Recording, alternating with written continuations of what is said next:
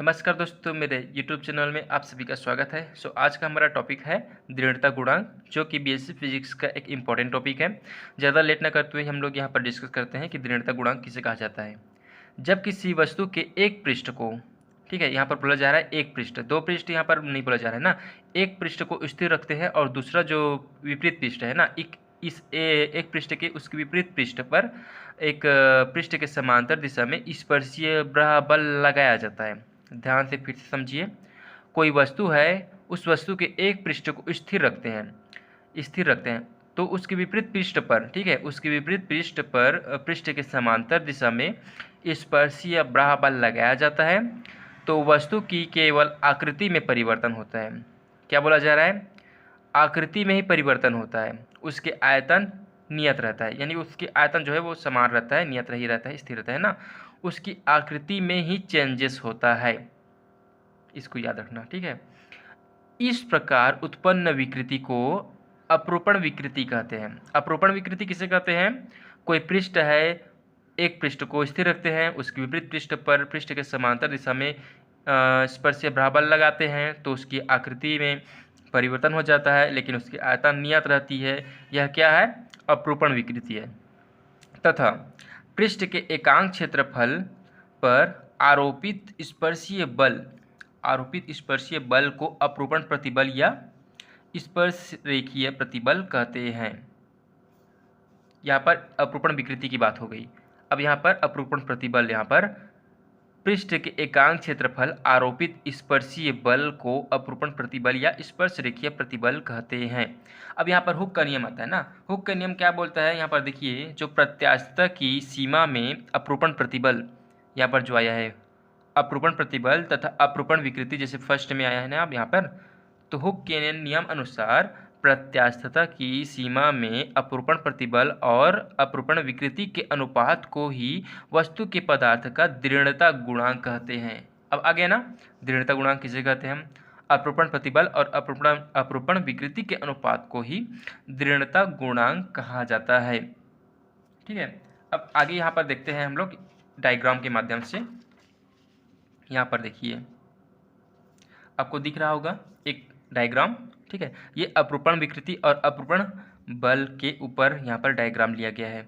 अब यहाँ पर चित्र में देखिए, एक समांतर षटफलक प्रत्यास्थ पिंड ए बी, ठीक है, C D E F G H दिया है ना।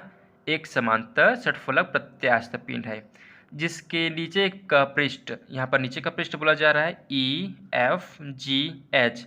जो नीचे का पृष्ठ है, ठीक है, ये नीचे जो पृष्ठ है वो स्थिर रहता है, लेकिन जो ऊपर का पृष्ठ है ए बी सी और डी, नीचे का पृष्ठ स्थिर रहता है और ऊपर का पृष्ठ क्या बोलता है? यहाँ पर ऊपर का पृष्ठ ए बी सी डी पर एक समान एक स्पर्शीय बल F लगाया जाता है। इस पृष्ठ पर, इस ऊपरी पृष्ठ पर एक बल F लगाया जाता है तो इससे क्या होता है? जो नीचे का पृष्ठ है ना, नीचे का पृष्ठ क्या है?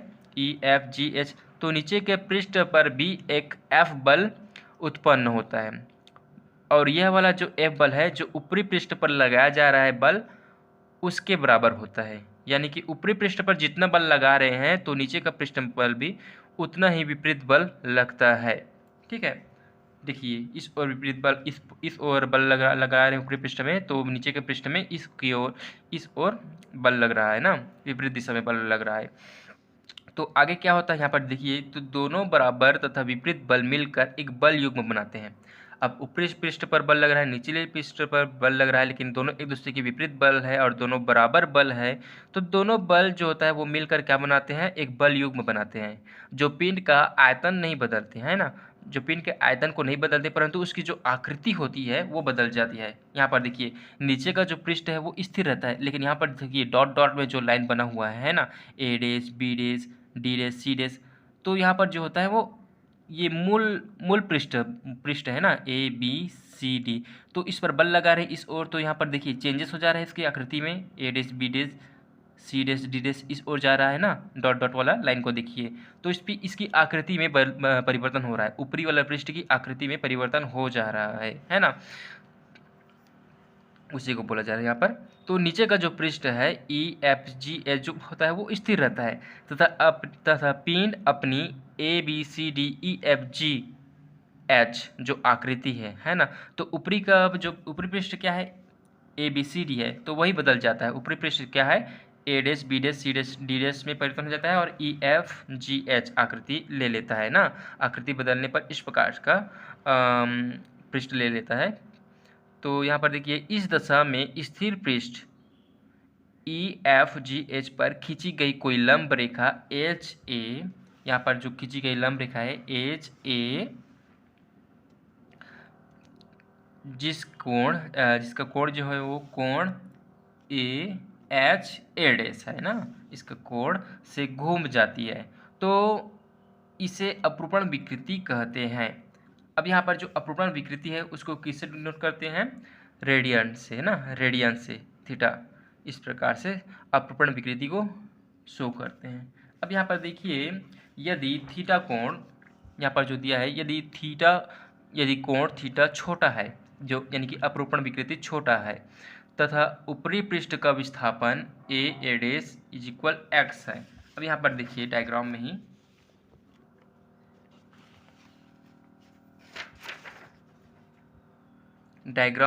जैसे कि क्या बोला जा रहा है A dash is equal x है ना, A dash is equal x है। वह ऊपरी पृष्ठ की निचले स्थिर पृष्ठ से दूरी HA इज इक्वल L है, HA इज इक्वल L है ना।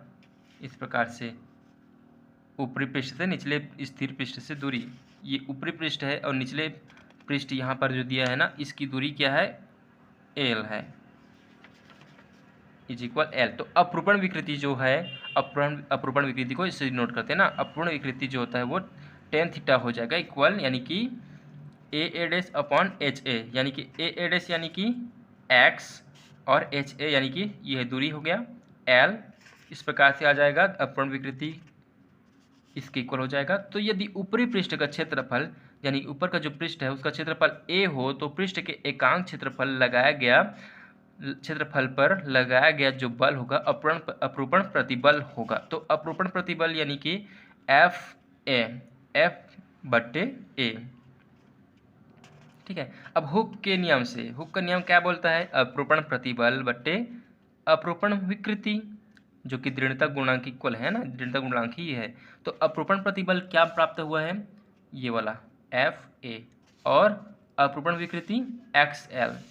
तो इसी को हम लोग रख देंगे इस प्रकार से।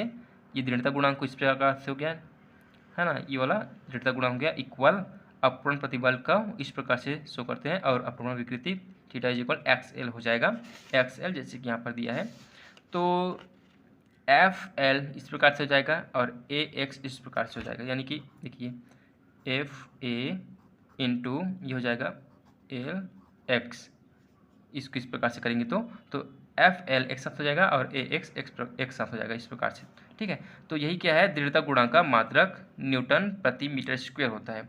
तो यहाँ तक हो गया, हमने दृढ़ता गुणांक को यहाँ पर प्राप्त कर लिया है, ठीक है। अब दृढ़ता गुणांक का जो मात्रक होता है वो न्यूटन प्रति मीटर स्क्वायर होता है, और इसका जो विमीय सूत्र जो होता है वो ML इनवर्स होता है, ML इनवर्स T इनवर्स 2 होता है। तो अभी हम लोग देख रहे थे दृढ़ता गुणांक। आई होप कि आप सभी को समझ में आ गया होगा। अगर आपको वीडियो अच्छी लगी हो तो प्लीज़ मेरे वीडियो को लाइक करिएगा और चैनल को सब्सक्राइब करना ना भूलिएगा। धन्यवाद।